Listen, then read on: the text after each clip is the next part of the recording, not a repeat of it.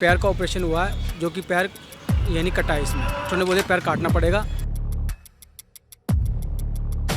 एक तो मेरी मिसेज का फ़ोन आया, मेरे को गाली गलौच वगैरह की उन्होंने, और बोला कि भाई तेरा सामान जब देंगे तुझे कुछ भी तो भाई डिवोर्स पे साइन करेगा तब। 2-2.5-3 लाख की वो सारे पैसे उन्होंने अपनी मदर को दिए।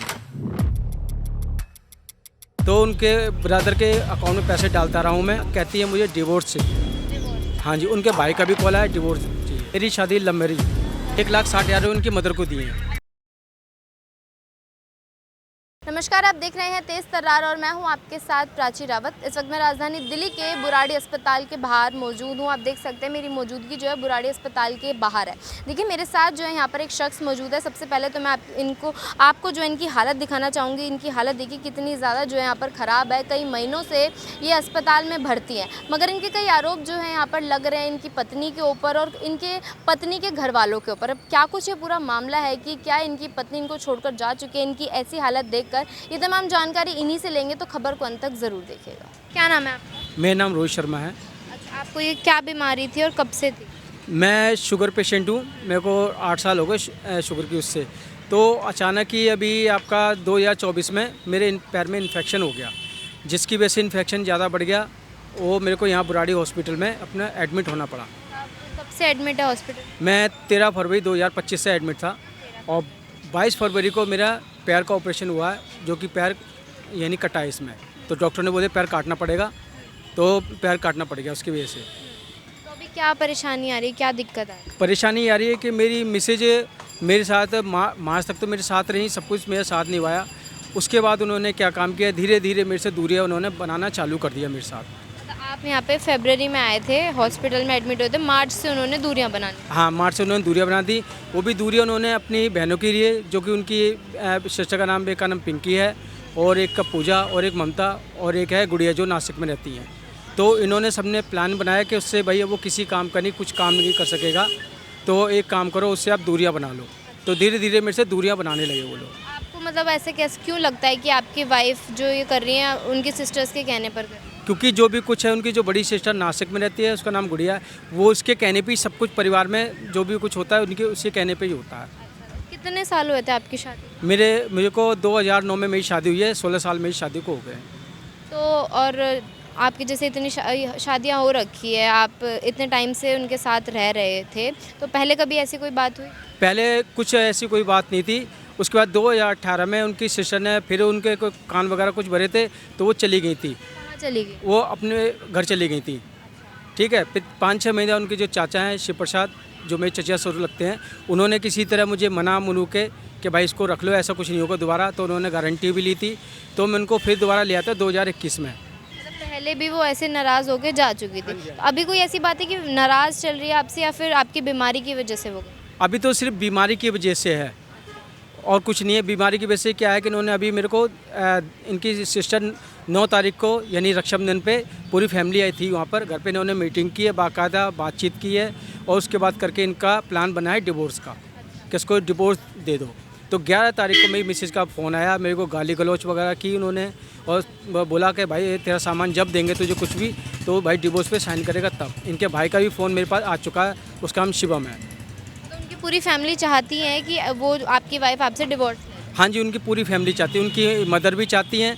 मैं यहाँ से कुछ टाइम के लिए घर पे भी गया था मैं, तो यानी उन्होंने मेरा जीना समझो एक तरह से जीना दुश्वार किया था। मेरे को कम से कम 5 दिन तक उन्होंने खाना ही नहीं दिया मुझे। आप मतलब अपनी वाइफ के घर गए थे जब आप डिस्चार्ज हो गए थे यहाँ? हाँ जी, मैं अपनी वाइफ के घर गया था, तो डॉक्टर ने कहा था थोड़ा आप रेस्ट कर लीजिए, घर चले जाइए। तो मैं यहाँ चला गया, तो वहाँ पे क्या हुआ, इन्होंने रेस्ट तो कोई बात नहीं, बाकी इन्होंने मेरे को टॉर्चर बहुत किया।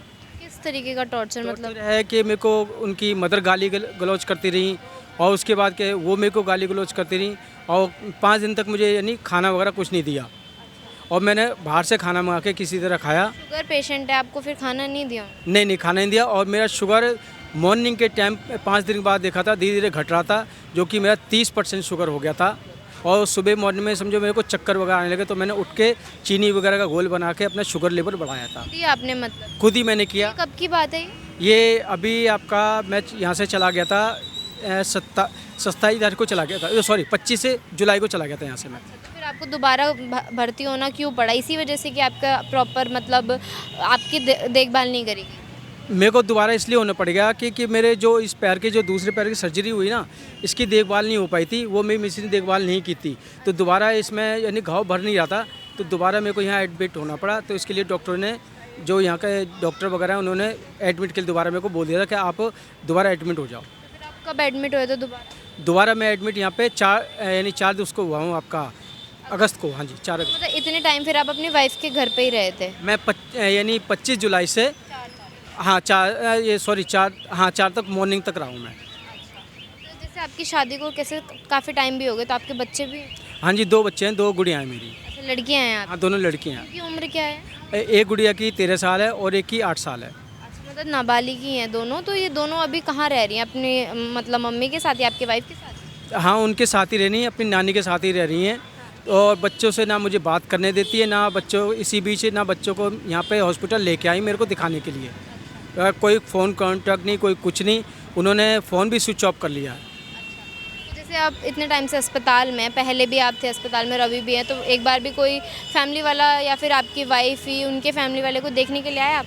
कोई फैमिली वाला मेरे को देखने नहीं आया, सिर्फ जो भी है मैं यहीं अकेला, जो यहाँ का स्टाफ है और जो यहाँ के डॉक्टर हैं, रोहित सर है और उनकी टीम वगैरह, वही मेरी देख रेख कर रहे हैं, सिर्फ खाने से हर चीज़ से मेरी। कितने महीने हो गए आपको यहाँ पे आए हुए, आपके फैमिली वाले कोई नहीं आए? कोई नहीं आया, मेरे फैमिली वाला कोई देखने नहीं आया। तो मतलब अभी आपका कोई घर वगैरह है या फिर अभी आप कहाँ जाएंगे? नहीं, अभी मेरा कोई घर वगैरह नहीं है, ठीक है। तो उनसे कहा, मैंने कहा था 2024 में उनको गोल्ड दिलाया था मैंने, तो मैंने कहा एक काम कीजिए, आप मुझे रख नहीं रहे हो तो आप मुझे गोल्ड वापसी कर दो, जिससे कि मैं अस्पताल अगर डिस्चार्ज करे तो मैं जाके कहीं भी अपना छोटे मोटे काम के लिए किसी चीज़ के अप्लाई करके खोल सकूँ और रह सकूँ मैं। तो आप पहले कहाँ रहते थे जब आप अपनी वाइफ के साथ रहते थे? पहले मैं शालीमार बाग में रहता, हम यहाँ भी साथ में रहते, बच्चों के साथ रहता था मैं।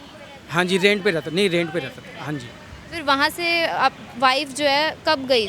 वहाँ से वाइफ 2021 में, वो भी मैं जॉब पर गया हुआ था, उनकी जो सिस्टर है पिंकी, गुड़गांव के अंदर थी, उन्होंने क्या काम किया, उसको कॉल किया, कॉल करके उनके जो हस्बैंड है उन्होंने ओला की और दोपहर में चुपचाप उसको बुला लिया गुड़गांव के अंदर। मुझे पता नहीं था और मैं 1 हफ्ते तक ढूंढता रहा, उनकी मम्मी से, उनकी मम्मी से, उनके भाई से पूछता रहा कि कहाँ गई है रेनू, तो उन्होंने कोई जवाब नहीं दिया कि हमें नहीं मारा। मैं 1 हफ्ते तक परेशान। से घर से चली गई? हाँ जी। बच्चों को लेकर गई थी साथ? हाँ, बच्चों को साथ लेके गई थी वो। अभी भी अगर जैसे अभी आपके बच्चे हैं तो वो किसके साथ रहना चाहते हैं, आपके साथ या आपकी वाइफ के साथ? अभी तो क्या है, बच्चों को सिखा दिया है तो वो अपनी जाहिर सी बात है माँ के साथ ही रहना चाहेंगे, और अभी तो मैं किसी काबिल नहीं जो कि बच्चों को अभी रख सकूँ, क्योंकि मैं खुद का अपना घर नहीं है अभी। मतलब वहाँ से आपने वो फिर रेंट आप वहाँ पे नहीं रहते अब? नहीं, वहाँ पे नहीं रहता, क्योंकि इन्होंने क्या हुआ, चुपचाप 1 हफ्ते बाद भी मकान भी खाली करके और अपने घर में सारा मेरा सामान रख लिया इन्होंने। मुझे कोई पता नहीं था। मेरे पास 15 दिन के बाद इनका फ़ोन आता है कि मैंने सामान मम्मी के पास रख लिया है, आप एक काम करो, बाहर कोई और दूसरा मकान ले लो, तब हम लोग रहेंगे। तो अभी आपका मतलब कोई कांटेक्ट वगैरह नहीं हो पा रहा किसी से भी?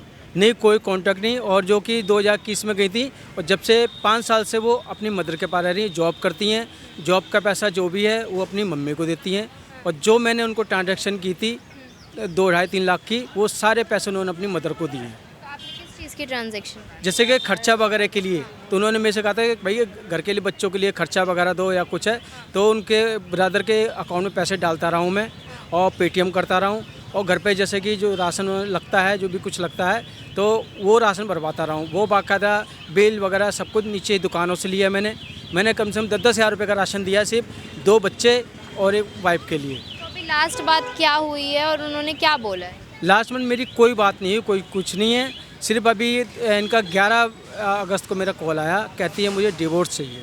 डिवोर्स? हाँ जी, उनके भाई का भी कॉल आया, डिवोर्स चाहिए। तो आप लेना चाहते हैं डिवोर्स? मैं डिवोर्स देना नहीं चाहता हूँ, क्योंकि अगर मैं मान लो कि डिवोर्स देता हूँ तो मेरे बच्चे हैं, उन पर बहुत गलत इफेक्ट पड़ेगा। तो आपकी शादी लव मैरिज हुई थी कि अरेंज मैरिज? मेरी शादी लव मैरिज हुई थी। Love marriage. हाँ जी। तो आपने कोई कंप्लेंट वगैरह भी करी है पुलिस में? मैंने 112 पे कंप्लेंट वगैरह की थी ये 4-5 दिन पहले। उसके बाद वो जो पुलिस वाले, जो बीट वाले आए थे, सिर्फ लिख के ले गए, अभी कोई कार्रवाई नहीं। अभी फ़िलहाल में उनके चाचा ने मेरे को धमकी वगैरह भी दी, भाई कि पुलिस केस वगैरह कोई कुछ नहीं होता है, भाई तो को चुपचाप अपना डिवोर्स दे दे।